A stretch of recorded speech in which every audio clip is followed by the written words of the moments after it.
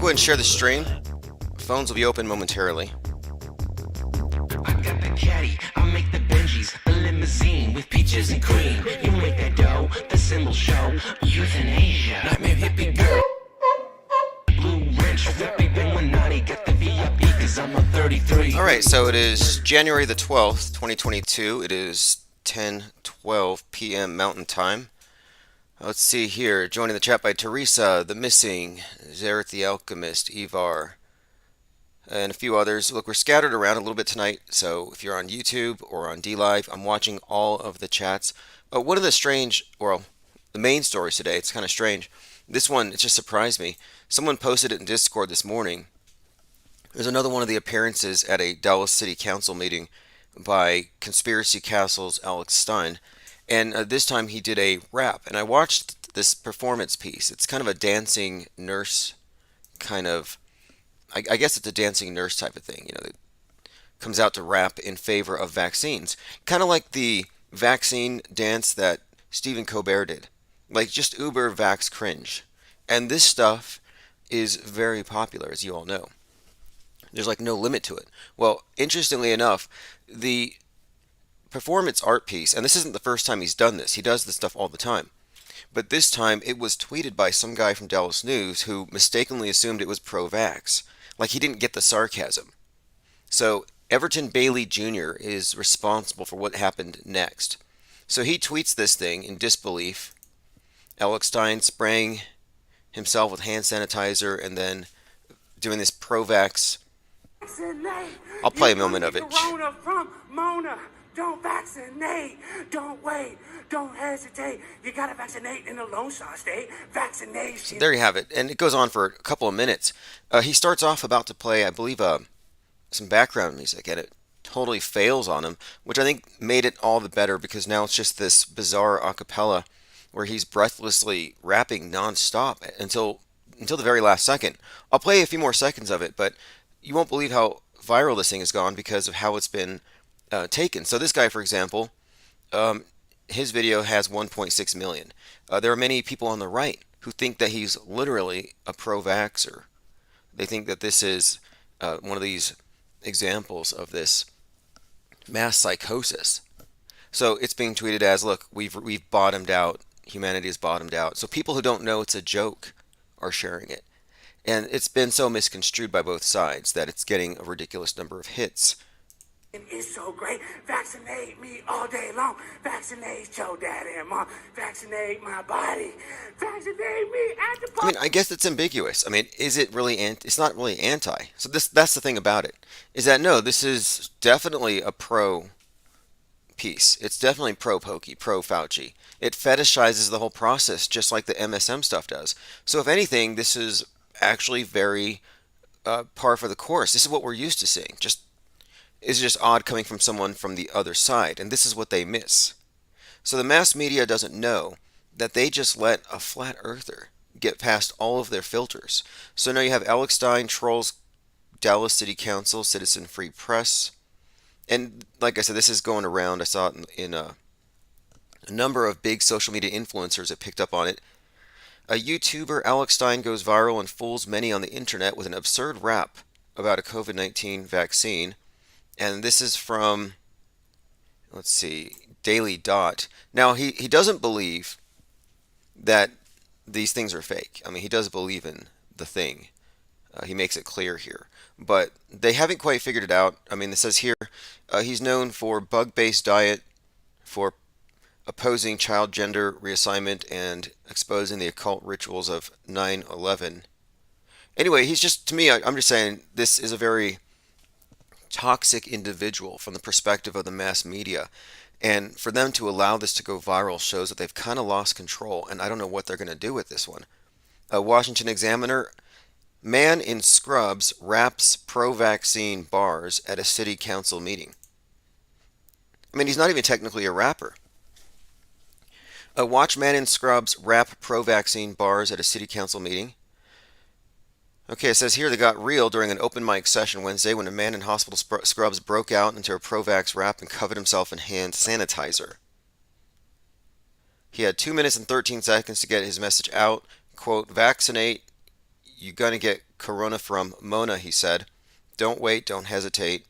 Vaccinate in the Lone Star State. All day long, I want to vaccinate your mom. I want to. Anyway, you can read it yourself. I mean, it's pretty. Vaccinate me in my thong. So, my point being is this: this has been tweeted again and again. It's been repeatedly shared, and there's no putting this genie back in the bottle.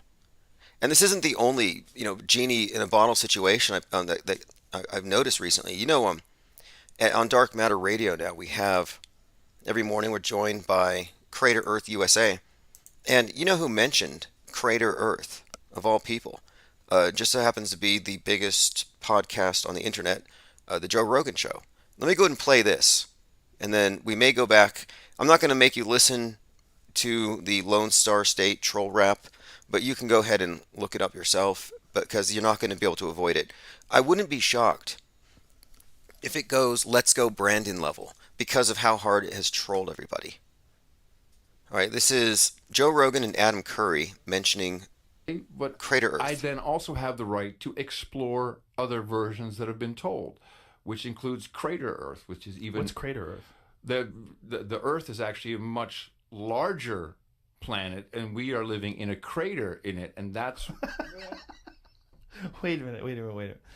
Now, here's response, and this was what... Let me play it a little bit louder.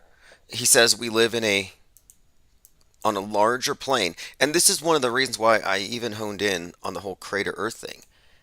I was like, wait a second here. Whether he's wrong or right, I'm wrong or right, either way, we're both talking about outside of the establishment model, outside of its perimeters, and certainly outside of the biblical domed, ice-walled Internet 2015 version of the whole flat Earth concept. So no, and so this to me, I'm thinking this is probably in the right direction. So interestingly enough, yeah, here they are talking about more land. Told, which includes Crater right to explore other versions that have been told, which includes Crater Earth, which is even... What's Crater Earth? The Earth is actually a much larger planet, and we are living in a crater in it, and that's... Now, this thing here, the Earth being a much larger planet and the Earth being a crater in it, there actually is a representation of this in Cowboy Bebop, if you've seen that program, where they do have a space travel. It's this futuristic dystopian thing. However, there are some areas where it looks like the Earth, but it's like the flat Earth. It's just this flat area in a crater with some type of a cover, that's a permeable cover, with multiple Earths adjacent to one another that people are flying in and out in between. Interesting notion, but that's kind of what this is also describing. So it's a good visualization because it looks like, if you look at this TV show, it looks like what he's describing here. But note Joe's reaction when he suggests more land. Wait a minute.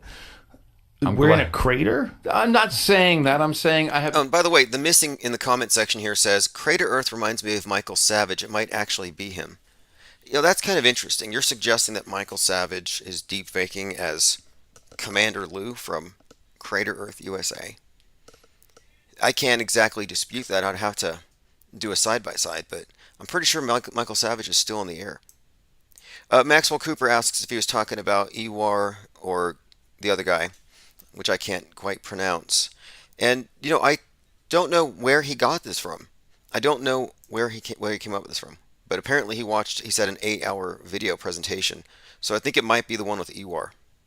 the freedom to explore Is the these whole theories. universe the Earth, and then we're the crater in the center of the universe? Is that So what the you're saying? moon is, in essence, if you look at I'm just telling you the theory, right? This is It's conspiracy I don't therapy. think we should say theory when it comes to crater Earth. Let's just I'm say a the cons- wacky story. See, this is the thing, and this is what I mentioned this morning when Commander Lou was playing this. Was this even a joke? No. Saying, let's just call it the crazy thing and laughing. I'm sorry, there's no punchline there. That wasn't technically a joke if you actually analyze what he said. So this was an appeal to ridicule. It's what you would call a horse laugh under the, the various things you see in debate. And this is just, it's not an argument. So it makes Joe Rogan laugh. It tickled his funny bone. Big deal. It doesn't invalidate it. Really, it doesn't. I mean, there are more laughable things about the 23-year blooper reel we call the International Space Station. theory when it comes to Crater Earth. Let's just I'm say a the cons- wacky story. As you I wish. feel like theory it's a little lofty for this one. Okay. Maybe I should let a whole you bunch of describe it. YouTube videos with a cool voiceover taught me. Right, right. Anyway, this is again. This is the Joe Rogan show. This is the most popular podcast on the internet, and now you know why. Because it teaches the masses what ideas are ridiculous and which ones are sacred. The Missing says, Joe, go sell your urinate, bro. Yeah, a reference. I played that yesterday. I'm not going to play it today, but right now the big talk is about how the anti-vaxxers are into these alternative therapies involving recycling of bodily fluids, and Joe Rogan's an advocate of this, and he's done it on video. Okay, let's see. Yeah, pro-vaccine rap by anti-vaxxer at Dallas City Council goes viral. And by the time I looked it up on Twitter, it already reached 1.2 million on just one of these videos. So, like it or not, you're going to hear more of Alex Stein, Primetime 99, described by Jake Gibson as, quote, the most annoying shill on the internet. And that was just a few weeks ago with that whole baby truther show thing. It's funny how things can change, though, like overnight. But that's the nature of the internet. You know, people right now are, they're really hungry for what I've been calling cringe-ertainment. And that's really what it is. It's cringe. I'm not criticizing the performance. I guess it was a good rap, but my point is, people are looking at it out of just pure shock value. Nothing else. All right, let's see. I'm going through comments. TC says, Joe doesn't laugh when you call it a fictitious mental matrix. No, they don't laugh at aliens. They don't laugh at really anything, like I said, that comes from outer space. The idea that, oh yeah, on January 18th, there's a 47-kilometer wide meteor that's going to pass by the Earth, and it's the closest object past us in the last 200 years. Like, that's not funny to them. And it just happens to coincide with not only all of these major movie productions, including the one with Leonardo DiCaprio about an object falling from the sky, but also U.S. Space Force drills about wars in outer space. So you have all these things happening at once, and to me it's all just agenda, but they don't see that. They don't see it. It's still a conspiracy theory that the feds were somehow behind 1/6, and it's like, well, that's only part of the story. When they say, and that's what they're going to start saying, 1/6 was an inside job, it's very misleading because it doesn't go far enough. The whole thing was a psyop. Ashley Babbitt's not dead. But nobody on the world stage is going to go that far. InfoWars won't go that far.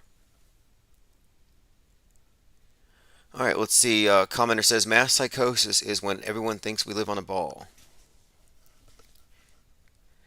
Yeah, it's interesting how these terms, cult, terms like even conspiracy theory are very subjective. And conspiracy theory is what you just call the news or the beliefs of the other side. At this point. Like, you can laugh at people who think that chemtrails are killing us all, but the people who are laughing at that probably believe in climate change killing us all, and it's the same story. All right, let's continue. Going through some comments here on DLive. So if you want to go to DLive, it's infiniteplane.radio. All right, let's see. Yurt Mama says Joe Rogan is a spook. Well, Joe Rogan did this amazing feat of mental gymnastics when he was able to deconstruct the Apollo 11 moon hoaxery and then go back to believing in it. Like, you can't really do that, I'm sorry. You cannot reverse engineer in your own mind how they faked the moon landing and actually see the truth of it and then forget that in order to go back to the official explanation. I guess you could. I just imagine it requires money or maybe a twisting of the arm, but there's no logical path. There just isn't. Robin Sage. Who is Robin Sage? I've been looking into this question and I'm doing some more investigation into it, but as I've been mentioning, North Carolina is on alert, I guess. They know that there's 25 counties where there's going to be simulated or stimulated war on freedom fighters. There's a few stories about that. It's starting on the 22nd of this month. But the whole thing is called Operation Robin Sage. And they're fighting against a group. This is what it's called here. Now, here's the group. Okay, so it's Robin Sage. Members of the military and civilians are taking part as Special Forces students opposing the fictional nation of Pineland. Many military members will pose as guerrilla freedom fighters known as Pineland's Resistance Movement. So you have this storyline here. Robin Sage is the operation, and it's Special Forces versus Pineland. Now the thing is, I looked into the name Robin Sage, and so it starts January 22nd and goes through February 4th with students from U.S. Army John F. Kennedy Special Warfare Center and School at Fort Bragg. It says here, in order to maintain realism, blank gunfire and flares will be used in the training. So I found a few other interesting things about this. It says during 2002's training, Deputy Sheriff Randall Butler killed a first lieutenant and also wounded Staff Sergeant Phelps when he saw their behavior as suspicious. So there was a situation last time they did this Robin Sage thing where, yeah, some sheriff shot a couple of military personnel. So anyway, I'm bringing this up just because it's coming up very soon, and these drills, quote unquote, are usually just rehearsals for something they're going to do later. So I looked into this Robin Sage character. Well, I'm like, what does this mean? What is Robin Sage? And what it turns out to be is this. You have a honeypot, a fake internet character that was put up here in order to just determine how easy it would be to infiltrate and obtain military secrets. So Robin Sage is this fictional character. And so it's kind of like it's part of a black hat operation to see how susceptible people could be to online honeypots, trolls, basically, or bots. And apparently, yeah, that's a major weakness for a lot of people. Let's see, this is where it's at. It says, I watched the version of Demolition Man where the Pizza Hut won the franchise wars and not Taco Bell. Yeah, I've seen that alternative version. I think you can't find a much better version, or rather prediction for the future than Demolition Man. I mean, 2022 is the year of Soylent Green, and even Drudge Report has covered that. But the idea with Demolition Man, of this schism in society where you have the outsiders are all dirty, unvaxxed heathens outside the cities, and the people in the cities are vaxxed, socially distanced. There are so many aspects of 2020 that were reflected in that film. Lack of toilet paper, and yeah, Taco Bell was the only restaurant in that future. All right, I'm going to go ahead and open phones here in just a moment. This was where it's at. It says, Crater Earth is a very polished broadcaster. Yeah, I've been listening to his work for a little while. At first, I just found him on random. It was like around Thanksgiving. And there's just this video that came up, and it was like, how to tell your family you live in a crater or something. It just sounded absurd. But his explanation to me was just actually, when you hear the word crater, you think of impact crater. But that's not what he's talking about. It's a suggestion that the Earth is bigger than we've been told. But that there is more land, but there's, in his view, there's some kind of a barrier around us. I mean, it's all very interesting. It's a little more interesting to me than the idea that there's a dome and an ice wall and we don't know what's beyond. I'm not really too keen on that. I think that's kind of a way to stop people from being curious. Because the only thing that makes sense to me, if there's any reality to this notion of NASA faking everything, is they're hiding land. And that's probably where they're going to get all these resources they're going to be mining from, quote, outer space from. A potentially hazardous asteroid wider than 34 football fields will zip past Earth next week. Now, why didn't they just say 33? They're always doing that. The SLS rocket, 33 stories. 322 feet high is what they're saying it's going to be, which is a major skull and bones society number. Everything about this thing is so occulted. But anyway, another question I have, and I'm always asking this, is how do they know that this rock is going to come within a few hundred miles of the Earth? And they know with such precision. but they can never actually. I mean, how many times have we been told we're going to be hit? There's going to be an impact. Like they're always telling us it's going to come so close, but it's always they're always a little bit off. So their aim outbound is always perfect. They can always land probes on whatever distant moving object they want to land it on. They hit a probe on a comet 200 plus million miles away. No big deal. But they're always a little bit off on their math and calculations with the incoming. I find that to be very peculiar. All right, let's go ahead and I'm going through comments on YouTube. Escape from Absalom was a 2022 Prison Island movie. Interesting. One of the best examples of Utopia is probably the best example I've seen so far.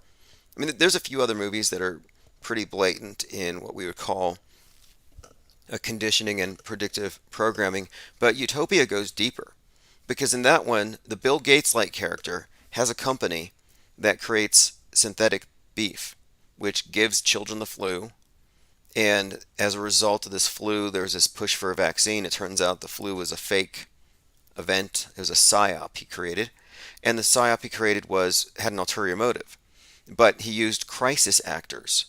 So you have an actual movie, John Cusack, where they're using crisis actors. People pretending to have this mysterious flu in order to sell vaccines. So you can see why they pulled it after one season. I think that's a very sensitive topic there. But what's more, it wasn't even a real flu. It was a psyop to sell the vaccine because it was to save the planet. They needed to, sterilize the generation or two. So everything that you could find in 2020 had something in that movie. It was just too perfect. There was even a scene where a bunch of protesters were kneeling for the vaccine. They all just started taking a knee all of a sudden. I'm like, well, that's interesting because 2020, everyone was just kneeling. Tyrone says football fields are standard units of measurement. Yeah, this one's 34 football fields. The other day it was the size of the Statue of Liberty, which to me it's just like when it hits, you're going to lose your liberty. On election day, there was one the size of Trump Tower that was going to hit the White House. So if Trump won, you see, it would have destroyed America or whatever.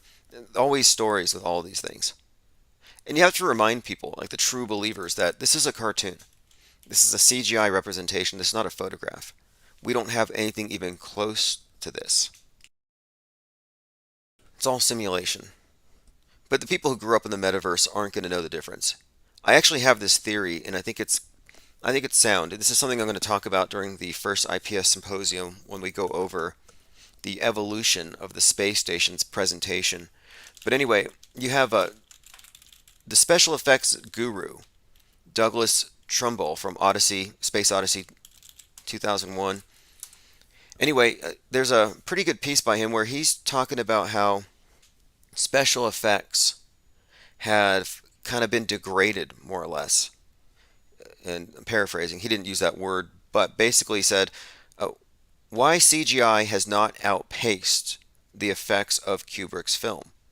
So the whole point of this article here has some material, they have some special effects that still look good today, whereas if you look at CGI from 10 years ago or 15 years ago, it doesn't age very well at all. And my point was, I think this has been intentional. I think they have been dumbing people down visually, lowering their expectations, and really just distorting their sense of reality, lowering their standards on purpose. And I think it was in order to get people ready for the space when everyone is integrated into the metaverse. I don't think it's about people going to these distant outposts, the new frontier. No, it's basement dwelling for all mankind. And I think that a big part of the transition from being people who move around the world and pollute to being stationary, locked down, is getting people used to the idea that, one, we're toxic to the planet and everyone else is toxic, but also the idea that this metaverse is a valid replacement for what's out there. And they have, I think, over time, they have blurred the distinction between real and fake in so many different ways, especially visually, to where people can't tell the difference. People can't tell the difference between something. I mean, look at all these videos by Boston Dynamic where you have these robots running down the street. They look like Terminators, and these things go viral, and people share them, and they say, "Hey, look, killer robots on the way." Then you find out it's CGI. They're robotics. They have some pretty advanced robotics, but they cannot go that far, not even close. But the thing is, people can't tell the difference, and I think this has all been a conspiracy. All right, let's see here. Apparently, people are having some buffering. This has been happening quite a lot, actually. Apparently, our volume and everything else, we've been having gremlins. I've been discussing this, but no big deal. I record everything. Everything is backed up. So if we do have issues like that, it tends to be fixed on the replay. I'm going to play a short clip from Ted Cruz here, trying to get some information about whether or not the event on 1/6 was a quote inside job. Again, this is not the full truth, even if what he's saying has validity. They're similar to the other answers. I cannot answer that. Shortly thereafter, the FBI put out a public post seeking information on individuals connected with violent crimes on January 6th. Among those individuals, in the bottom there, is Mr. Epps. The FBI publicly asked for information, offering cash rewards for information leading to the arrest. This was posted, and then... Anyway, you can listen for yourself. We don't get any answers out of it, but Ted Cruz is basically grilling them about this guy named Epps, who was spotted on video telling the protesters to go into the Capitol. And people around him were chanting, "Fed, Fed, Fed," because he was an obvious Fed. Well, anyway, the Q&A went nowhere. They didn't really give away anything, of course. But again, it doesn't tell you the whole story. The whole story is we're looking at a psychological operation and not a false flag. And that's what 9/11 was an inside job got wrong. And I don't think it's a coincidence that right now on Netflix you have a TV show called Inside Job. I think what we're looking at here is the creation of a new guardrail narrative, is what I would call it. They're setting up a new narrative to where the people who know the thing wasn't as presented on TV, or at least not as the way they described it, they're going to call it a false flag. The feds did it with some agitators, but they're not going to call it a hoax. And that's an important distinction. I mean, the distinction between hoax and false flag is the difference between 3,000 died and none died, between it being a theatrical production and an act of war under a, quote, false flag. This is where it's at, says, everything is so fake. Media analysis is boring these days. It's certainly more fake than real. And you know what? The other thing is, and as we've seen since 2020, the public's ability to perceive the difference is so bad that they fall for anything with no evidence. So we don't even get the spectacle of an alien invasion. We don't get something memorable. Everything we get is secondhand, bad crisis acting. I've had a number of people going deeper into this Bronx fire. On 1/9, 19 stories, initially reported 19 died. And, you just go down the whole list of numbers, dates, the time, 11 in the morning. You can find many examples. I think he was even called Twin Pine, or Twin Parks, rather. So you have the twin is in Twin Towers. The whole story, top to bottom, hints at 9/11. A bunch of 9/11 reminders. So what's the purpose? What's the point? Well, my thinking is the next 9/11 is obviously going to be the space 9/11. And so this event, we're talking about a fire, happened to be caused by space heaters. And if you search space heaters right now, what you find, again, this is not unintentional. These are memes they put out there because they're communicating, I believe, the meta script, the big picture. So you've already got the idea here of a 9/11 being brought back to mind in so many ways. And then space heaters, as space war above heats up, as objects from above are suddenly falling from the sky. And this is being reinforced, of course, as I said, by all of the movies, the propaganda, the agitprop on Netflix, and of course the Space Force drills. And it even goes further to say Space heaters are symbols of iniquity. So there you have another aspect here, meaning when you look at the bigger picture, what we're looking at, the I can't breathe narrative from COVID to the police oppression, the whole thing, even the censorship, everything about restricting the flow of breath, people not being able to gather and breathe together. This has been, I believe, a zeitgeist shaping operation. The I can't breathe because of what? Well, what is it that's killing our atmosphere? Pollution from the same Western chauvinism that is oppressing the poor. This is all basically an indictment on of capitalism. Capitalism has been on trial. It's killing the world. It's oppressing everybody. So here you have a group of immigrants who are financially unable to afford better, and they have to live here and use space heaters, and it kills them. And the space wars are also on the same ideological lines as the space wars are. It's the communists, space commies versus these capitalist space cowboys. The whole subtext to Don't Look Up is if we don't listen to the scientists, if we put these capitalists first, we're all going to die because we're going to plunder space. We're going to try to enrich ourselves from space. And that's what happens in the movie. Instead of blowing up the comet, they try to mine the comet and everybody dies. So what you're looking at here is they're trying to mine. It's like the Titanic. The iceberg is coming, and these people are just not taking the threat seriously. They don't believe it. They think they're impervious. So we are seeing, I believe, the Titanic, and it's about to be hit by some iceberg. But I don't think it's going to be an iceberg or a space iceberg / comet. I think it's going to be this China-Russia space war narrative. But again, space heaters, no, it's just a bad inside joke by your NWO metascriptors. Fenris points out Back to the Future Twin Pine Mall. Right, that came to mind as well. The Mystic says space heaters are fake AF. Right, I agree. The Mystic says I'm almost certain that Owen is the QAnon shaman. Yeah, I'm still with that. I'm still on Owen Schroyer is the QAnon shaman. Just as Alex Jones is Bill Hicks. It makes more sense than not, and I have the pictures to prove it. And until I can see them in the same room. I mean, phone interviews don't count. That's easy to fake. Cooper points out that the building was 333. Yeah, we actually had an Infinite Plane Radio reporter go check out the scene, and I got some pictures.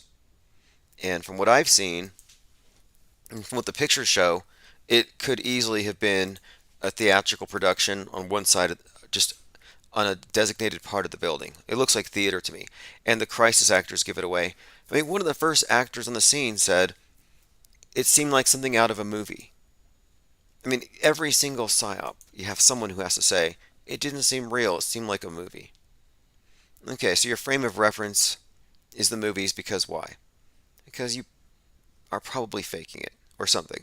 And that's a very consistent thing. Okay, I'm going up through my Discord server. Unbelievable. Unbelievable. I'm looking at all this fallout from Primetime 99, Alex Stein doing his thing. I mean, really, listen to these headlines. Vaccination freak-a-leak. YouTubers satirical pro-vaccine rap anthem dupes the far right. Alex Stein had me at vaccinate me in my thong. You see, what we're looking at here is no one knows how to take it, and everybody's hair trigger ready to just react and shoot the other side.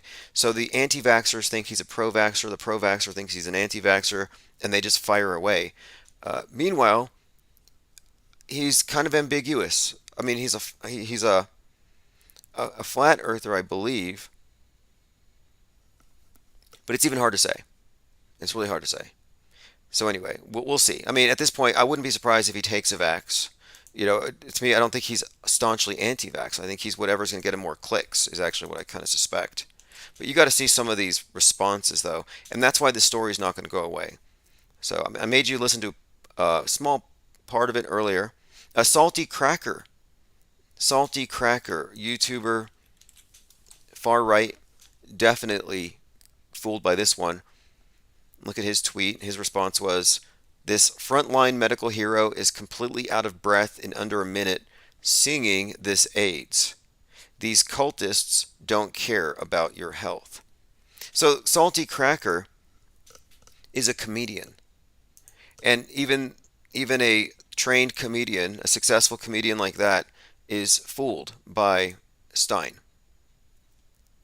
I'm going to go ahead and play just a second of it here, since we're on the topic. I'll go towards the... I'm not going to torture you with the whole thing. I'm not going to replay any part you've already heard, but I'll see if I can catch that line about the thong. Hear my song, vaccinate me in my thong. Vaccination, right or wrong.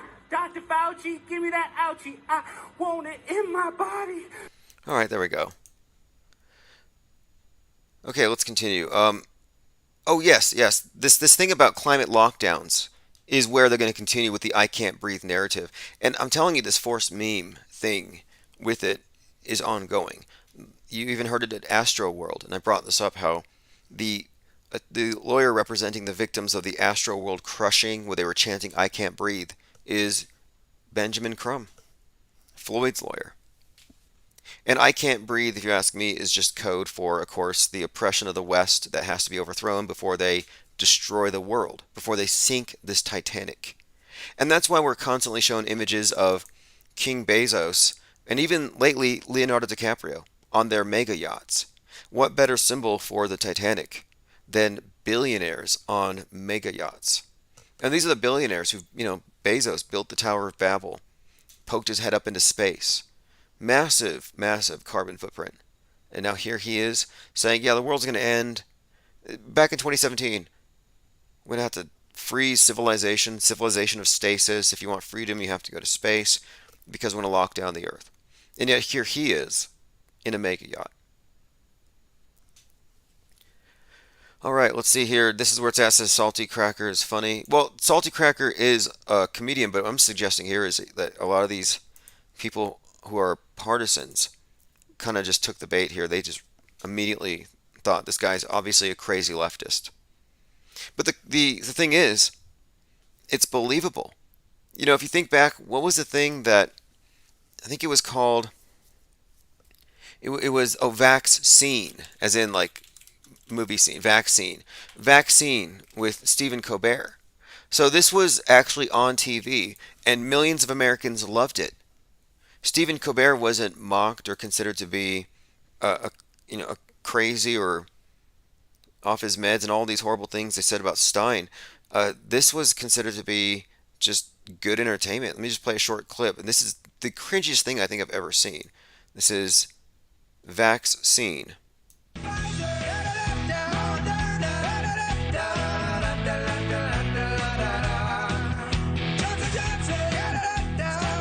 Okay, I can hardly handle that. And then he gets up and he has all these individuals come out dressed up as vaccines, big needles, and then they dance.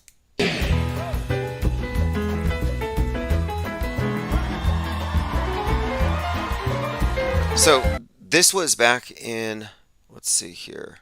And I'm just pointing out that this is what America loves right now. This is The Late Show with Stephen Colbert, 420 million hits. Everybody loved this. This is on CBS. Nobody ripped on Stephen Colbert for this. So this is not even, this is actually, I would say, cringier than what happened over there at the city council. All right, let's see. This is where it's at, says AIDS. America is dying slowly. Angst G says Leonardo DiCaprio's tiny feet. Yes, his tiny feet. We had pointed that out, that DiCaprio's tiny footprints make up for his massive carbon footprint, if you've seen his actual feet. Hulk Hogan believes that COVID-19 vaccine killed 99-year-old Betty White. Okay, let's see here. Hulk Hogan, wrestling legend, says he believes that Bob Saget, Betty White, and Sidney Poitier both were killed by the COVID vaccine. Okay. Now, I think he tweeted it, and then he deleted it. Yep, he said 100%. Betty and Sidney were also jabbed, and they're dropping like flies, said Hulk Hogan. But they'll never say it. The pro wrestler then deleted his comment, but screenshots have continued to circulate. People are ripping on him, saying, kind of funny, a guy who took copious amounts of steroids for years is anti-vax. Says Hulk Hogan is anti-vax. Next, you're going to tell us Ninja Turtles are climate change deniers and ruin our whole childhoods. See, the irony here is on the subject of the Ninja Turtles. The Ninja Turtles, much like everything else on TV, it's just programming. And so the bad guy is always a CEO who wants to pollute the rivers. They exist because some rich capitalist who wanted to make money dumped some poison somewhere into the environment, and they were somehow created by genetic mutation. So you always have the same bad guys. And so, yes, the whole Teenage Mutant Ninja Turtle thing is also suggesting that we need to stop the way that our world's being run. We need to change everything, lock it down, burn it down, build back better. So they're all pushing the same green agenda. So of course they're not going to be climate change agendas. Deniers. Climate change deniers is also one of these statements one of these phrases that it's very disingenuous. They haven't established that it exists. So it's like, are you a Bigfoot denier? Are you a Mandela effect denier? Well, no. First, you have to establish that these things exist. Then you can deny it. And again, it's the shifting of the burden of proof. But the irony here is that, yeah, climate change is a hoax, been going on for 33 years. It's always been a mask for something else. So this person is actually defending their indoctrination. Real asteroids that could smash into Earth just like Don't Look Up. So this is like a new trendy thing to be afraid of. But again, this is not a conspiracy theory. It's science. I'm going to open phones here in just a moment. I believe I have a few voicemails I wanted to get to as well. If you look on the screen, you're seeing a couple of normal people at Walmart. Now, if you thought things were this bad, that going into the Walmart would kill you, why wouldn't you just have it delivered to your house? I don't know. But you have people who are now putting on the equivalent of space suits. And they're going out and shopping in space suits. Just been predicting for a couple of years that we would see the introduction and normalization of spacesuit and spacesuit fashion, and it's here. And not only is it here, but it's now being marketed. You actually have commercial spacesuits being marketed to people, so you can buy your spacesuits. This is interesting. Joe Rogan says Getter. If anyone here uses Getter, he calls it Fugazi, which means fake, because apparently they are faking his sub count. A lot of people jumped onto Getter thinking it was going to be the new Twitter because Joe Rogan went over there. Well, listen to this. Joe says, they take all of my Twitter followers, so my Twitter followers, 7.8 million, and they port them over. So I start over at Getter with 7.8 million. So whatever I have now, it's really like I only have 200,000. So Getter is Fugazi. Again, it's a slang term for fake. But just interesting to note here that this new platform, nothing to see there, just totally fake. Let's see, going through some comments. Adaptivia says, let's switch the jab with 4 steroids and see what they say. Yeah, I guess that's really what it comes down to. It's the force thing. Alright, let's continue. I was going to open up phones, but I want to make sure I have all these different things I had earmarked covered. Yes, we have Owen Schroyer playing the role of QAnon shaman. People have tried to debunk this. The best they can do is say he interviewed him on the phone. That doesn't really mean anything. It really doesn't. You know, we're talking about professionals, people who have been a part of this deep fake industry for decades. You know, he's under the tutelage of Bill Hicks, no less. This was posted in my Discord server. This is from Evolvement. Appreciate you posting this. It's he breaks apart the hammer and sickle of the communists, and it turns into a very convincing symbol of Saturn. If you look at the sickle and the hammer, kind of interesting. Wouldn't surprise me if it was intentional. Someone pointed out to me that the name Fauci actually means sickle. And of course, Saturn and the sickle are synonymous. The reason why, of course, is it's an agrarian deity, god of a harvest. So the Grim Reaper, the skull face with the blade, is the god of the harvest, and it represents when, of course, the winter months, everything is dying. You know what's interesting now is the movie Scream is out, the newest version of Scream, one of these horror movies. And if you look at the iconography here, it's basically the Grim Reaper. Very Saturnian, dressed all in black, running around with the knife. So this is all symbolism, and we talked about this with the movie Halloween Kills, which came out in the fall.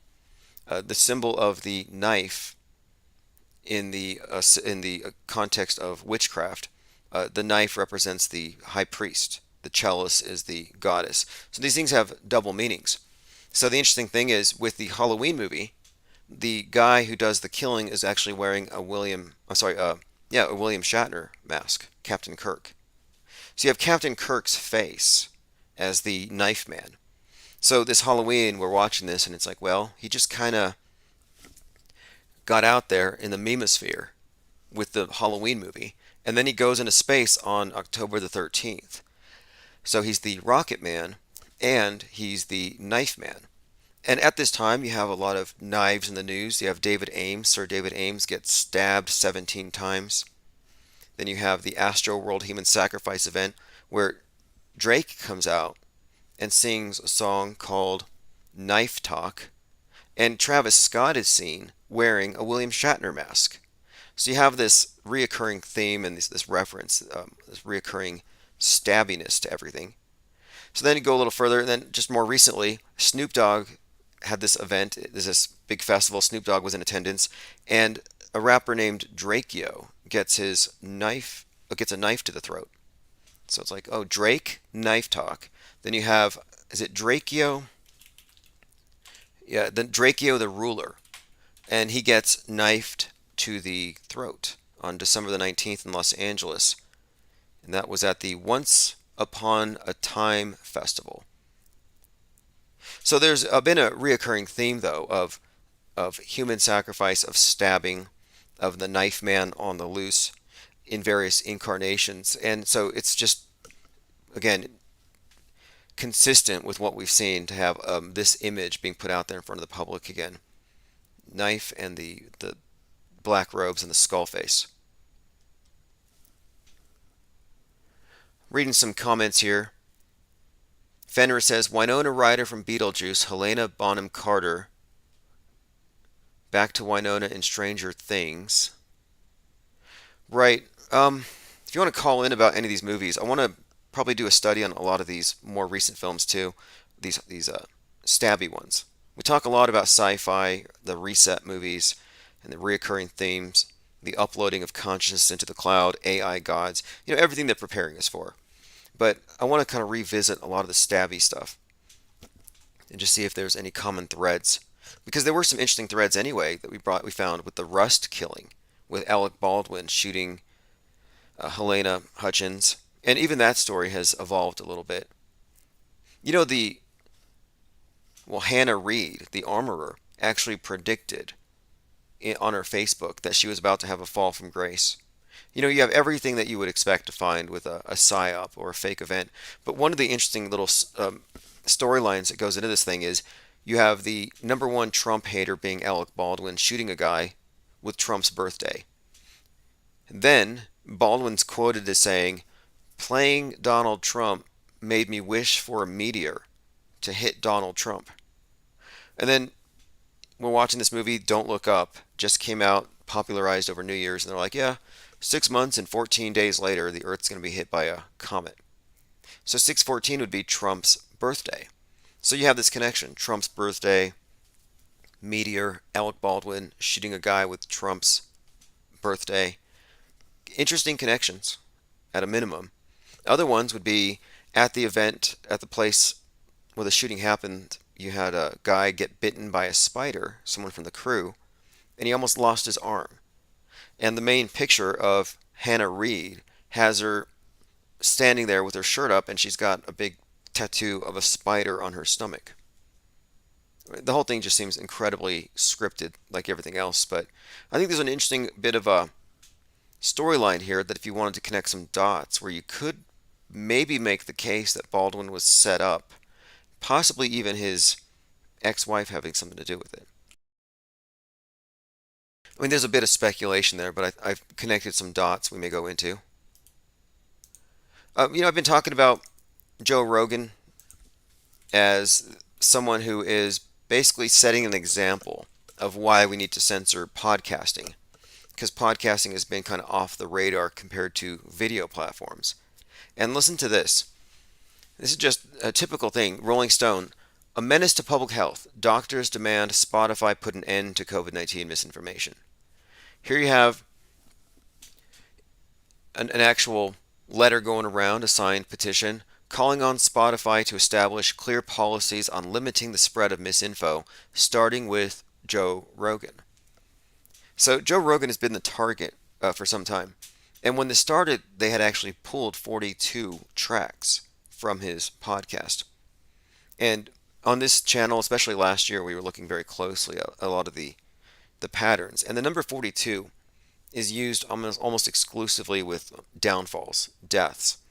And so when I saw the 42 tracks being pulled, I had predicted then, hey, it looks like they're going to use Joe as an excuse to go after podcasting. And I would say that since then, it has actually kind of borne out, especially how every little thing he says is taken as some type of an assault on science, on medicine. And now he's being looked at again as a menace to public health, because memes kill. One thing that we have learned, one thing that has been established since 2020 is that memes kill. And this was actually predicted. If you follow the celebrities, you can actually see what's going to happen next. And I remember the Kardashians had frozen their social media. And I remember thinking, who cares? Why would it matter? The Kardashians freezing their social media. And I don't even think it lasted that long. But the whole point of it was, here it is. This is from 2020. Kim Kardashian and other celebs froze their social media. And the reason why? Conspiracy theories. So at the same time that people were out there, quarantined rather, in their homes, quarantined, they're getting people used to the idea of Instagram freezes because of, quote, hate speech or conspiracy theories. Even, look, Leonardo DiCaprio and Kate Perry, aka John Benet Ramsey, has also taken a part in this. So they're getting people used to the idea that we need to lock down not just the planet, but to save the planet. We need to lock down to save mankind from itself, COVID, etc. At some point, we're going to have to lock down the internet. And the celebrities always lead the way. So I'm just pointing this out. Wait for the internet quarantines where you're not going to get back on until you've been given the digital equivalent of a vaccination. Side note here, if you're looking at the screen, you've got Kate Perry with her parents. Now I'm going to show you another image here of John Benet Ramsey's parents.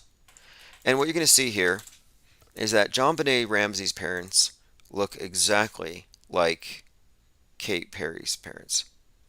And when I say exactly, I mean the only thing that's really changed, I guess, would be changes that you would expect to be consistent with time.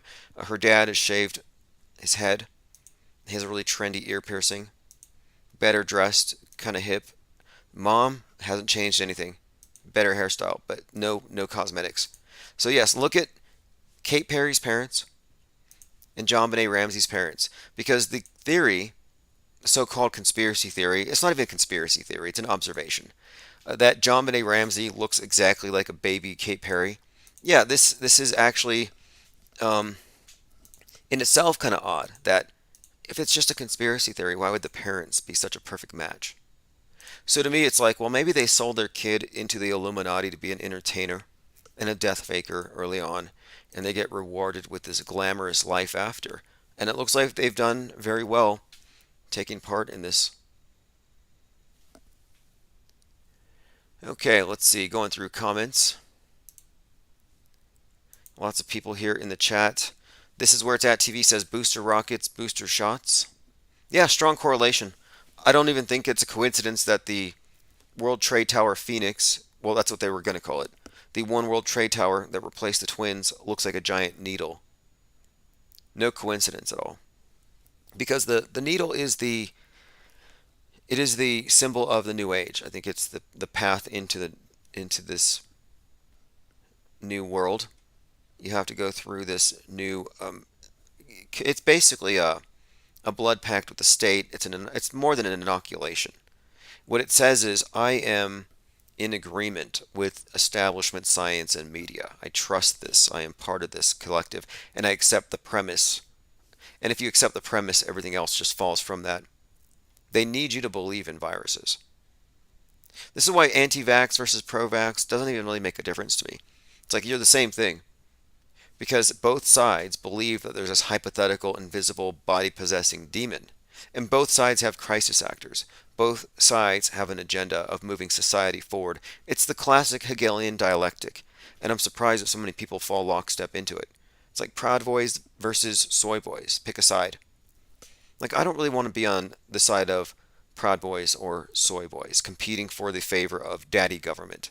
I think I'll just stay off the stage, to the extent that they allow us to. Commenter says they are using humans as hosts. You know, last night I was speaking with a caller about this notion that maybe they're using... Well, we had a voicemail where someone had suggested... Actually, this is actually pretty important if you think about it.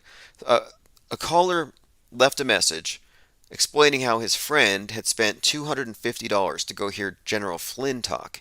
And General Flynn said, there's going to be an EMP soon. And the EMP is going to blow up everybody's brains, basically, the people who have been vaccinated. He said it's going to black everything out, shut down the internets, but if you've been vaxxed, the 5G towers and everything are going to somehow be involved in some type of reaction where people's heads are going to explode. Now, this is nonsense, probably, but it's coming from the main Kool-Aid dispenser, General Flynn. So when someone says here they're using humans as hosts, well, one of the things we talked about was, well, maybe instead of blowing up your head, maybe this whole operation was about taking over. Maybe, as you posted here, humans as hosts. Like maybe you're getting an operating system injected that your demonic host will have to use, or your AI host. An AI, alien AI invasion. Maybe it's just maybe that's kind of what we're looking at. I mean, it's all very sci-fi, but what isn't sci-fi? And that's what all the movies have been suggesting anyway. And it doesn't even have to be literal. Like, it doesn't have to be literal invasion of the body snatchers. It can just be ideological subversion. It's kind of the same thing. Just a metaphor. I find the whole image of Russian vids on that movie They Live, where, and you're familiar with this imagery, where they put on the glasses and they can see all of the aliens in control and they can see the real agendas. But when they take off the glasses, they can't. Well, I think we're in the inverse of this scenario, where you take off the glasses in order to see, because everybody's compulsively wearing the glasses. But it's the same situation. And yeah, I know it's Roddy, Rowdy, Piper, not Russian vids, but it's easy to confuse them. Let's see, commenter says, do you ever feel like a plastic bag drifting in the wind, waiting to start again? You mean like being recycled? I have a case of bottled water, and on the label it says, recycle us so we can be reborn. I might come back as a pair of pants. And I'm like, okay, my bottled water is imploring me to go recycle it so I can have a better life next time. So, yeah, I mean, I think this whole recycling is actually part of the earth worship. I mean, not a coincidence that the World Economic Forum is advancing Gaia as their new agenda. I mean, Gaia. Gaia. And for them, of course, they have this is about advancing AI. It says the World Economic Forum's AI team. Global AI Action Alliance. So on the one hand, you have this idea of it being about artificial intelligence. But then if you look up Gaia, it's actually a name of the earth god that you can worship. Now, the way you pray to Gaia, if you want to do that, is you go recycle. And they're getting people used to the idea, I think, of recycling each other. Like they want, like, man, like we just need to go ahead and just go full Soylent Green. You know, I brought up the other day the Wall-E movie from 2008, the Pixar film, where it does have a cannibalism kind of a subtext. You have all these fattened people in this space ark waiting for the Earth to be habitable again, just like after Noah's flood. I mean, this is a Noah's flood story. They repackaged Noah's flood, but they made it for the climate change generation here. But what this YouTuber had kind of figured out, and I agree with them 100%, and notice A113 on the wall there. They use a lot of numerology in these Disney films. Film theory, Wall-E's unseen cannibalism. So let me go ahead and just jump on over to about halfway through the video. I'm going to play about 30 seconds. This is Film Theory, Wall-E's Unseen Cannibalism. Axiom is a second-generation General Dynamics Type 3 hull configuration made of a patented nuclear-embedded positronium alloy. Which would seem to indicate that it's running on nuclear power. While food supplies will quickly dwindle after a few years, nuclear reactors get a whole lot more bang for the buck. For example, when fully reacted, 1 kilogram of uranium-235, popular reaction agent, produces as much energy as 1,500 tons of coal. So a small amount of that stuff will cover you for quite a long time. And it's not like uranium is going to turn to mush like a... So right now he's talking about how they power the ship, and he's getting into the economics of it. And what he's determined here, and I think his logic is pretty sound, is that the AI bot, and another reoccurring theme here, there is a bot like Hell 9000 in 2001 Space Odyssey. There's a bot that has taken over the ship. And so it doesn't really have empathy in its considerations. It's just thinking about sustainability and accomplishing the mission. So what he figures out here is that the only way for them to have maintained their level of body fat and their lifestyle of just sitting there lazy and just basically drinking these slushies all day, these smoothies, is that they have to be recycling. So here is where he gets into that. I mean, food needs to come from somewhere. Note that we don't see any animals on the ship other than humans. Unlike water, food is more complicated than simply a bunch of hydrogen and oxygen atoms put together. So you'd need some ingredients for the food from somewhere. And even if they had developed some meal replacement superfood like Soylent, which delivers all your essential calories, it still requires plants. Soy. Not even the ship's captain recognizes what a plant is or how it grows. Where's the thingy? Plant. Right. So what exactly would the hypothetical food be made out of? Also, if the axiom... Exactly. What would it be made out of? And this is where he figures out 700 years, and he looks at how many bodies with a 200-year lifespan, and it starts to only make sense, especially then when you get into their body types and their body fat composition. And of course, what he arrives at is the logical conclusion that they probably were recycling their dead, but then there's more. Because when you actually look into the film itself, like every other film or cartoon, you have these instances of predictive programming or little hidden clues, symbolism, etc. And in this case, they give you plenty if you're looking, if you're aware of it.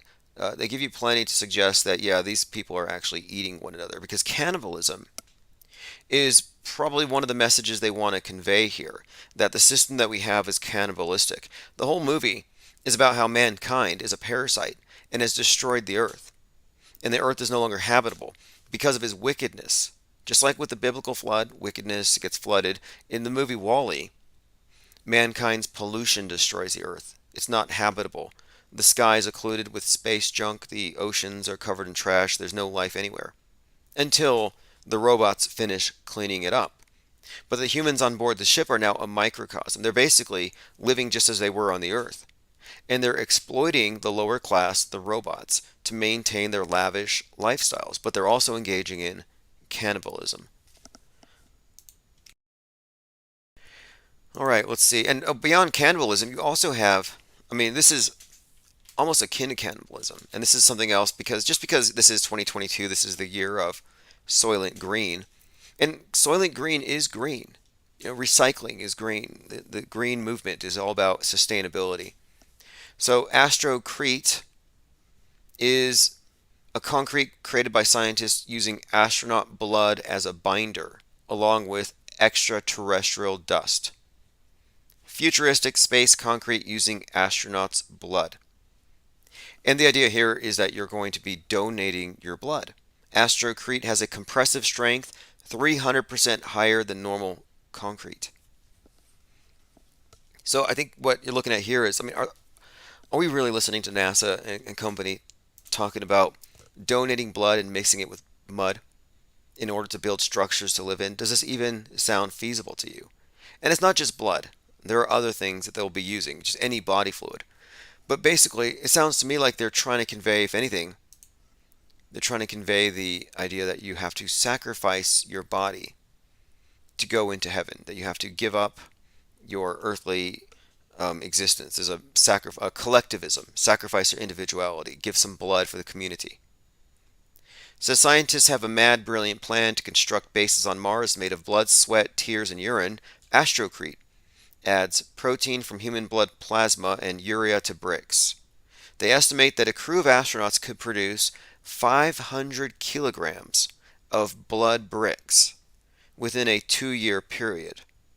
500 kilograms of blood bricks. All right, anyway, it's not necessarily cannibalism, but in a way you can see what I mean here. It's the self-sacrifice is what I mean when I say kind of a cannibalism here. But everybody gives their part. So if you're willing to give a little bit of blood for the community, well then why wouldn't you be open to getting a pokey for the community? That's kind of what I think we're really seeing here. It's the ethos of collectivism and sacrificing your own interests for everybody else. I'll see here. All the best QAnon people going to Trump's rally in Arizona. So on the 15th, there's going to be a Trump rally for some reason. People are still following this. I'm following this because we are looking at I think, a slow motion train wreck. I'm not sure where it ends, but Ron Watkins is probably going to be involved. And what's more, in the crowd, you're going to have Michael Protzman, -48, the guy who said that JFK and Michael Jackson are coming back with, who is the other one? There's so many people coming back. Oh yeah, John Lennon. And in fact, they say John Lennon's going to be at this event. It wouldn't make a lot of sense because John Lennon, if you follow this, the death faker John Lennon came back as Steve Jobs. So is Steve Jobs going to show up with Can I? JFK? So I wasn't on your show. I didn't listen today. This is Michael Protzman talking about who's going to show up. I didn't really realize you were on earlier today.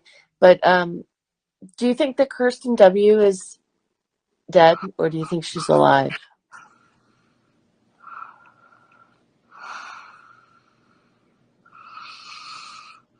He fell asleep, according to this person while they were talking. But anyway, here's what he said. He said, at Trump's rally, there's going to be, quote, live entertainment, and there's going to be a band made up of Michael Jackson, Prince, Whitney Houston, Janis Joplin, Tupac, and John Lennon. Now, this follows the absurd thing from back in November where they said the Rolling Stones were going to actually be played by Jackson, Prince, JFK Jr., and Aaliyah. This is bad. This is toxic levels of Kool-Aid. But now look who else is going. This on the screen, if you're looking at this individual, this is Jim Watkins. Jim Watkins is the father of Ron Watkins, the 33-year-old who is involved with the Pillow Guy, the admitted crack smoker, trying to overturn the election. Jim Watkins is one of the owners of 8chan, and this is the guy that was believed to be Q or close to Q. But anyway, he's going to the rally. Going to the Trump rally. I can't wait to get there. God bless the USA. So there you have it. It's going to be a very Q-friendly event. Again, very odd to me that this event, that this Q thing isn't going away. Really, despite all the evidence against it. But it kind of shows you how everything is, if anything, consistent with how cults work. And I had been talking about General Flynn rather. General Flynn, who is using the template of a very well established, well known, and very successful doomsday cult in how he communicates to his members or the followers of Q. And of course, these diehard Trumpsters. So these diehard Trumpsters do believe Trump was sent by God. That Trump and Pence was a message, trumpets from the angels of Revelation or some crap. They believe this stuff. They really do. And, this is and it's not even strictly Christian at this point. It's so new age. I mean, it really is, to where they believe that the Antichrist is actually the Christ and JFK is the Christ. And he was shot in the head because of it. And the Bible misrepresents him as the Antichrist, but they can't wait for him to come back so they can worship him. Presumably for 1,000 years. I mean, it seems like they've gone pretty far out there, but they're being led by, again, General Flynn using the template of an established doomsday cult who, the cult Universal Triumphant, had its members going into fallout shelters after selling all their property. It's like in 1990. And they did so because they believed that China and Russia were about to nuke us. Well, so we're in a similar situation now with the space war narrative unfolding, with China and Russia would be the ones to do this. So I don't think that the Q thing goes away until you have people in underground bunkers, if they don't already. BBC UK put this out there. Fact checkers label YouTube is a major conduit of online disinformation. Like just YouTube in general. It's not just conspiracy theories on YouTube. It's not just the flat earth section. No, YouTube itself. It's just a conduit of disinformation worldwide. They're going to probably have to do something. YouTube is being accused of not making enough efforts to address the problem. The false content problem. So anyway, fact checkers have said it's causing real world harm. People are being influenced by anti-vax comment and spreading misinformation. So the infodemic. Going through some comments here. I'll open up phones here in just a moment if anyone wants to call in. Okay, Johnny says there's a clip of a BBC reporter who ate a piece of his own leg from 5 years ago. Hard to find it on YouTube now. Right. Well, the idea of normalizing cannibalism, I don't know. I thought they would go vegan first, but I think they want you to accept the idea of the individual as being expendable and of no value outside of the group. I think it's more of like a metaphor. I don't think they want us to literally be into eating meat. All right, let's continue here. NASA has its rollout on its SLS in mid-February, the Space Launch System rocket, and this is going to be placing the Orion capsule on the moon.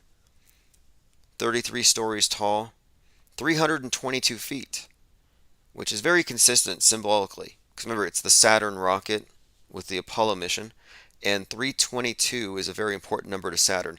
Everything is super encoded when it comes to the space program. Look, New Zealanders hunting down online conspiracy theorists. So you have like these kind of self-appointed conspiracy theorist fighters. They call themselves FACT, Fighting Against Conspiracy Theories. This is actually a group in New Zealand. They say misinformation is actually killing people. They are killing people. It makes me so angry I have to do something. So yeah, you have a group called FACT, and they're hunting you down. Now again, it's just another one of these examples of just the blatant, I would say, arbitrary nature of this whole thing, where they are going after those they consider to be conspiracy theorists.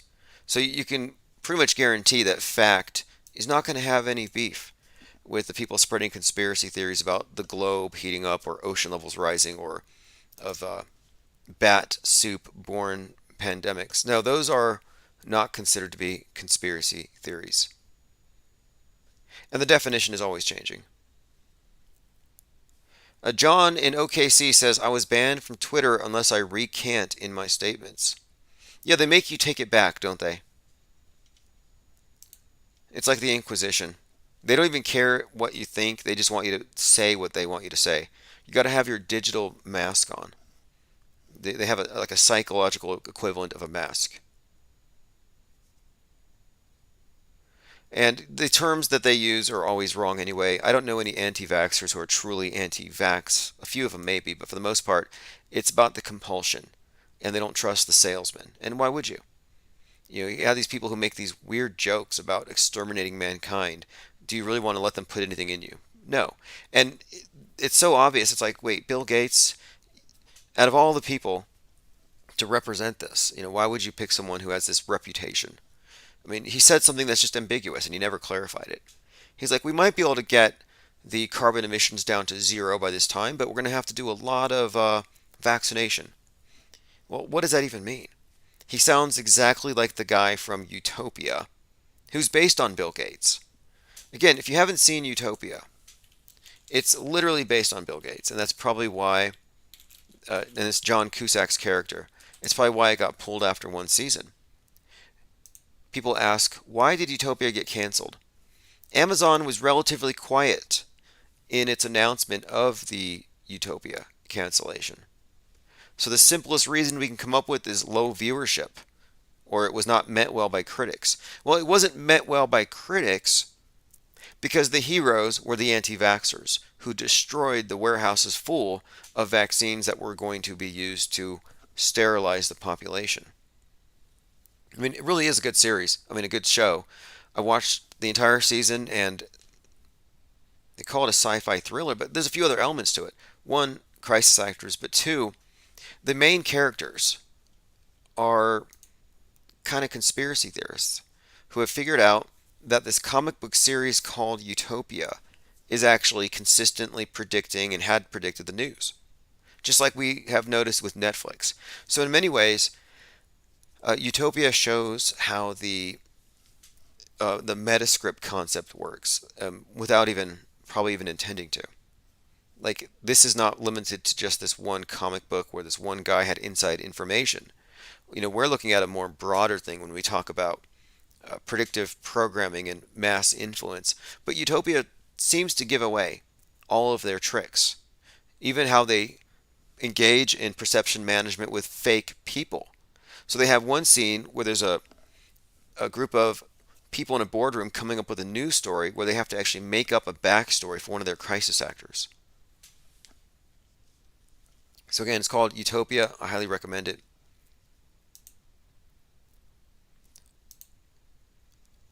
But to me, again, we're looking at controlled opposition on both sides. I think anti-vax and anti-gun are equally fallacious positions to take. Needle versus gun. Open border versus closed border. I think these are all just controlled. I don't really participate. And that's why I kind of resent being censored or kicked off these different platforms, because all we're doing here is we are making observations. That's all we're doing. We're not even making conspiracy theories. We're just making observations. All right, let's see what else we have here. Going through some posts that I have on my Minds feed. I know I'm early, but I'm also an anti-microchipper. Yeah, microchipping is the next thing I keep hearing about. But these are all old. I think these are almost like recycled conspiracy theories that have never come true. So I don't have any faith in Big Brother accomplishing these things. One other thing to consider is, how long have these stories come out, these conspiracy theories about Vaxageddon and exterminating the population? A long time. And yet, the population has continued to metastasize. Like, if they were going to exterminate the human race or cull the population, they would have done it 20 or 30 years ago. It's a little late now. And now their job is 10 times bigger. So no, I don't really think there's anything to be afraid of. Biden's approval crashes to 33%. CGI Joe.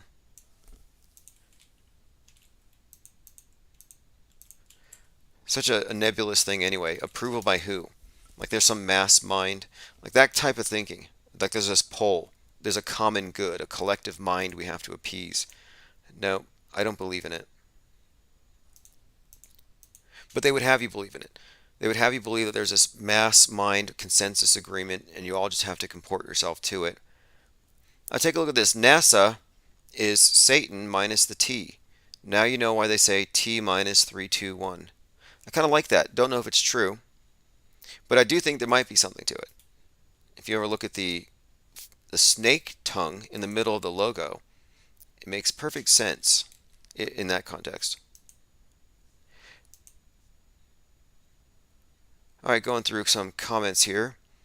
Commenter says, on Serpentine Lake in Hyde Park is a mastaba made out of oil barrels and the Bennu bird. Now, the Bennu bird is the original phoenix. It preceded the phoenix. Very ancient old symbol. NASA just sent their Osiris Rex to go hit the thing called Bennu, which I believe is going to be hitting the Earth in a few hundred years. Look, I caught this on InfoWars. I was going to see what the QAnon shaman was doing. Owen Schroyer. And he was showing how you could take the Pfizer logo, and if you break the P, you can actually spell Lucifer. Well, Lucifer with a Z. So, you could actually flip that and make it into it would have to be a C. Anyway, it's close enough. Lucifer, what's the difference? So we're not the only ones who are scrambling letters. Look, I found one the other day. Greta. Do it yourself. Greta with a 0 at the end. Because World War Zero, she's part of that. Zero carbon footprint, reducing our carbon footprint by 50%. World War Zero.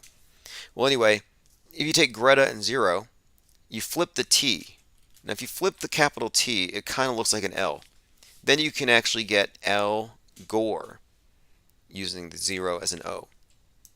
And I've been saying for some time that Greta Thunberg has got to be Al Gore's animatronic avatar. And with Dr. Fauci, you can take the F and bend the horizontal bars down like a pair of fangs or a couple of booster shot needles.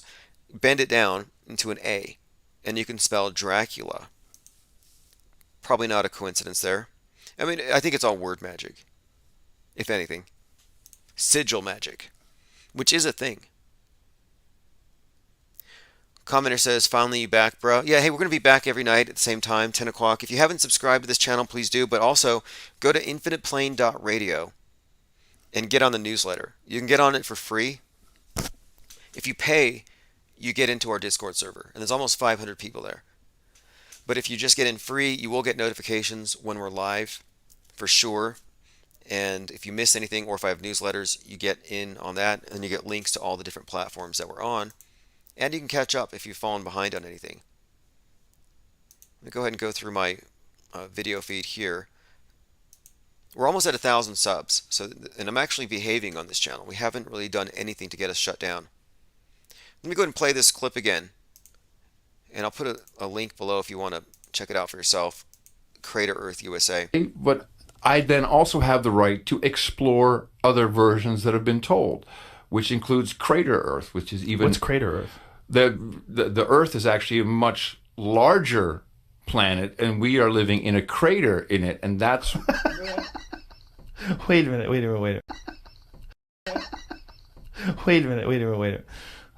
We're in a crater? I'm not saying that. I'm saying I have the freedom to explore Is the these whole theories. universe the Earth, and then we're the crater in the center of the universe? Is that so what the you're saying? moon is, in essence, if you look at I'm just telling you the theory, right? This is conspiracy I don't therapy. think we should say theory when it comes to Crater Earth. Let's just say the wacky story. As you wish. I feel like theory it's a little lofty for this one. Okay. Well, anyway, he's not even interested in details. He's just laughing at the whole idea. But my whole point is we're looking at a alternative cosmography here. It's no crazier than saying we live in a matrix. Here's a guy who he does copious amounts of DMT and has the wildest conversations. But you talk about something other than the standard globe model, and he just loses it. Let me go ahead and check out the comments here. Ryler05 says this should be titled "Joe Rogan Can't Handle the Truth." You can look at him as a barometer, though. Of you can just tell if something's true. Wave it in front of Joe Rogan, and if he starts laughing, there's probably something to it. 8 hours long. 8 hours long. Again, that's Adam Curry and Joe Rogan. A few more comments here. Says here, excellent. Adam is very open-minded. Evolvement says, first, it's ridiculed. Second, it's violently opposed. Third, it's accepted as being self-evident. Not too bad. Look, I mean, I'm not sure 100% about everything. The only people who think they are the people who believe cartoons to be real. Like, I believe I know what the whole universe looks like. I saw CGI. Right, that doesn't count. You haven't seen what it looks like beyond the Carmen line. There's a point where it becomes Disneyland. It becomes a Disney production, essentially a cartoon. It becomes a misrepresentation, secondhand. That's why they always show you the astronauts looking out the window with their mouths wide open because the Earth is so impressive from up there, but they don't show you what they see. Like, you get many shots of astronauts in the cupola where they are taking pictures of the Earth. So here's the cupola, and you'll often find the different astronauts in there just kind of perched there looking out at the world. Like, really just, wow, God made this. I have God's eye view. Look how fragile it is. I'm having a cognitive shift. I got to save the Earth. I'm going to vote Democrat. Like, they go through all these profound changes when they stare down at the Earth from up there. But we only see the edge there. We just see little bits. We don't really see what they see. They never show us the direct view, and that's because they're looking at a screen. Or this is all photoshopped, and we can prove this in many, many different ways. I've seen many, I mean, long before the topic of flat Earth ever came up, you can find people on the Clues forum analyzing these photos, finding where, nope, this is fake, this is fake. I can show some examples of where the Earth is probably too close by 100 miles. Like, the ISS doesn't go as low as some of the photos you can see, especially the older ones. I mean, it's worth going through. It's eminently debunkable. But my point is, the people who claim to know the big picture are really taking a lot of their information secondhand, and it's a leap of faith. So you believe a guy that tells you that he has seen the heavens, and so now you believe in... In 2012, I told a story about the future. I don't like looking back. Sorry about that. This is Tom Scott, another one of these climate change fanatics. I don't want to really listen to it. Okay, let's see here. Going through some comments. Someone says, what's up in space? Venus, when passing behind the sun, was hit by a massive CME this morning. The morning star is back. I haven't seen it. I'll take a look. John in Oklahoma says, Sweden is actually chipping people now for the Vax green card. Okay, I'll look at that. It's kind of a dubious claim, and I don't really even think they're going to have to do anything by force anyway.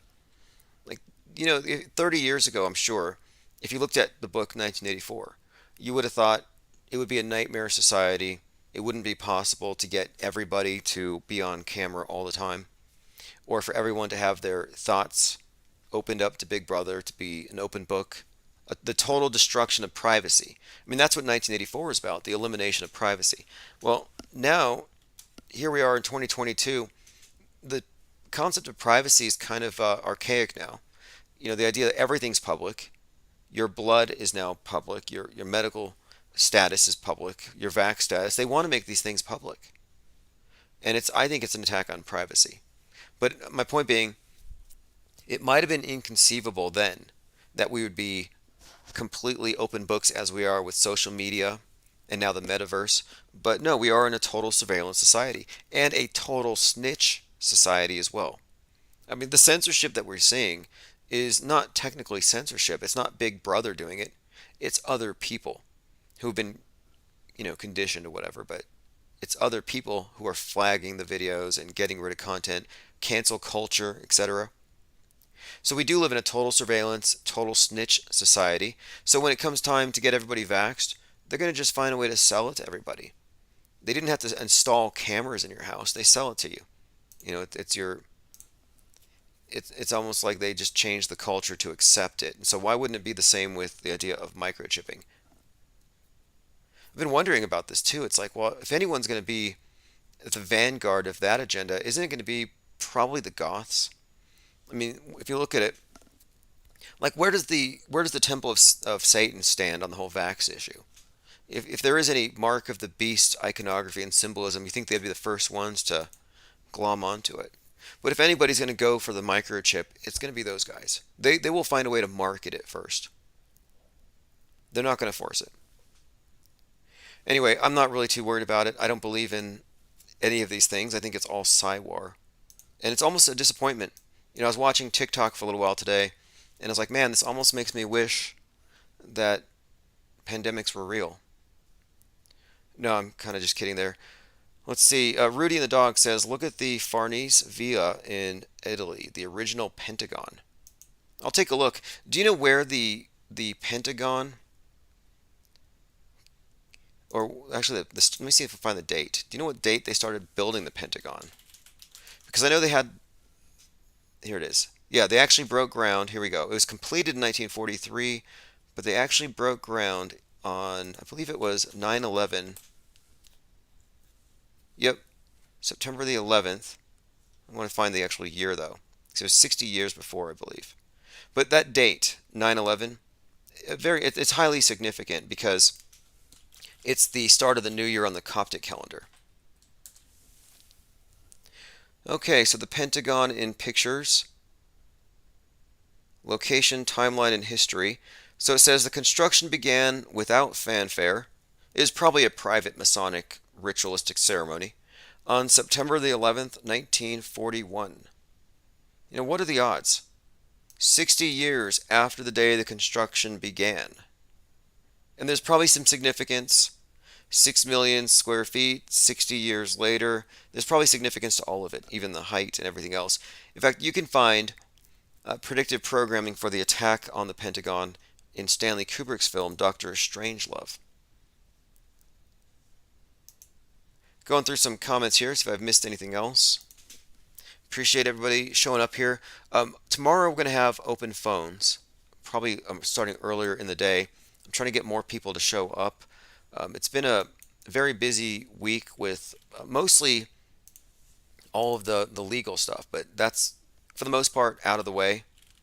I've been, as you all know here, I've been kind of busy suing stalkers, trolls, and also YouTube for trademark infringement. Stuff I've been dealing with for some time, but it's pretty much going to be done. I don't think I'm going to have any more work to do in that regard. And I'm trying to avoid those types of conflicts in the future. So anyway, I don't expect these interruptions to be consistent. We want to have the 24/7 stream back up. So I appreciate everybody who's taken the time to sign up for the newsletter. And if you join on Patreon or the newsletter, it's $2 per month. It gives you access to our Discord server where we have a pretty much non-stop research. So if you haven't been to our Discord server, we post all of our links 24/7. There's always people there in the voice room, and then that's also where we do a lot of our meme work. So if you're new to memes, if you're not a meme lord, we accept anybody at all levels, even basic crop and drop. I still have a penchant for crop and drop, raw, basic MS Paint level memes. They really stand out today when everyone else's are hyper polished, especially looking at the NFT style work. Everything is so polished and 3D and takes expensive software. It's kind of refreshing to see the old school crop and drops, crude for its own sake. Anyway, have a great night. This is Auto Hoax or GTFO by Chief Crow and the Flat Earth Worms.